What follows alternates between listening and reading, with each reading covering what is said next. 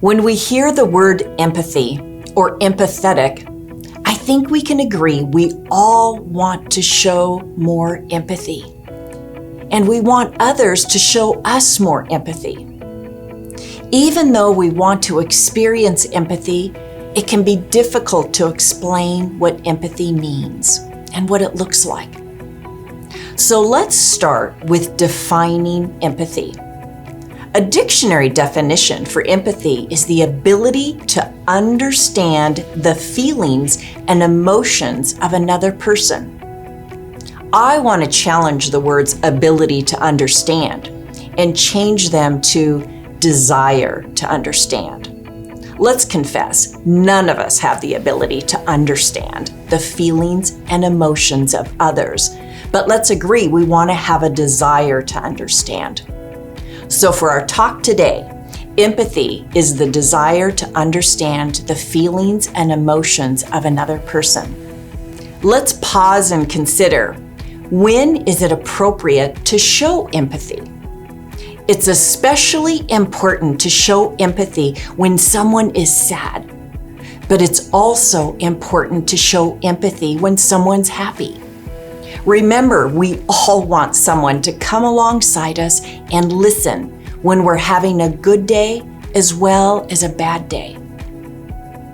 I want to make a bold statement in saying empathy has magnetic power. I think we've all played with magnets. Magnets have the ability to bring metal objects closer with their magnetic force. Empathy has magnetic power, and that people will be drawn to you when you show them empathy. Whether you show empathy to someone or they show empathy to you, the distance between you has decreased. In other words, you will feel instantly closer to one another. Before we proceed with how to show empathy, let's clarify the difference between empathy and sympathy. Empathy brings us closer together by trying to understand the other person's feelings or emotions. We do this by attempting to put ourselves in the other person's shoes, so to speak. Not literally trying to put on their shoes, but trying to consider how they might be feeling given their situation. Sympathy, on the other hand, divides us because we tend to think or speak about the other person with thoughts or words like, "Oh, you poor thing," while secretly thinking, "I am so glad I'm not you."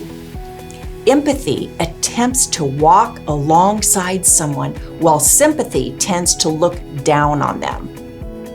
Okay, I think it's safe to say we all have a desire to be more empathetic to those around us. So how do we show empathy?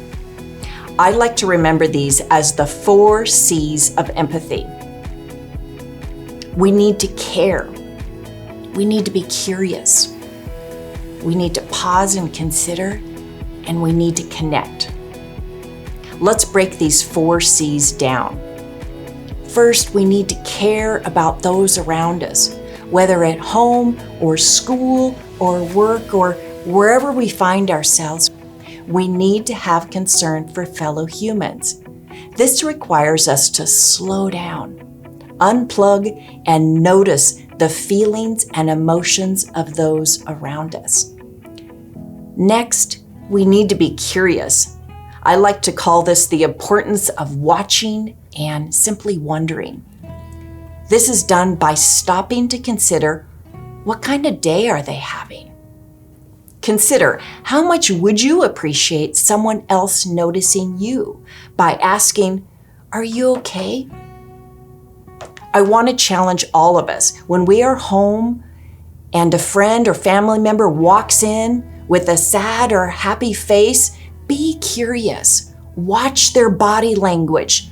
Do they seem sad or happy? And then be curious and ask, "How was your day?" Then you show empathy by coming alongside of them and listening. This gives them the opportunity to share their sad or happy with someone. Isn't that what we all want? The next C is consider. We do this by imagining while they're talking, what are they experiencing? Let's pretend a friend just told you their dog died. Whether you've ever lost a pet or not, it's important to consider for a moment something you may have lost. Stopping for a moment to consider how the other person is feeling will help lead you to the last C. And the last C is connect. This is when you come alongside someone with the desire and the ability to show empathy, because you understand just a little of what they are feeling. This ability to understand will guide you in sitting quietly while they might cry and listening while they talk about their sadness. After listening with patient pauses, I say patient pauses because it's important to make sure we've given the person an opportunity to say everything they want to say. So after listening, you will want to respond in a helpful way. Let's talk about some of these helpful responses when wanting to show empathy. It could be, that sounds really hard. Or you could say, I'm really sorry. And then if it's somebody that lost their dog, it could be, I'm really sorry you lost your dog. If someone is happy, you can say, that's so exciting, tell me more. Or it could be as simple as, I hear you. Or that sounds frustrating. Or no wonder you're so upset. Or if you see an emotion like a frown or tears with no words, you can say, what's going on? You will need to find empathetic words or responses that feel comfortable to you. But remember, quiet, short responses are best. It's your friend's opportunity to share how they are feeling at this time. The goal when showing empathy is to mirror the other person's emotion. If your friend is sad, be sad with them. If your friend is happy, be happy for them. A couple cautions here. We don't want to mirror rage or anger. It's best to allow the person some time to cool down. Another caution, we don't want to fix or judge what someone is experiencing. It's important to avoid statements like, at least. An example would be, if that friend lost their dog, we wouldn't want to say, at least you still have a cat. This statement wouldn't comfort the person and would probably leave them feeling sad about their dog and annoyed with you for not understanding their loss. Let me give you an example of an attempt to fix someone. After hearing about the death of a friend's dog, it wouldn't be appropriate to say, I know someone who's giving away puppies. At this time, it's important to come alongside of your friend and be sad with them. I hope this helps all of us look for opportunities to show a greater level of empathy to those we call dear in our lives. Remember, quiet, curious responses create closeness.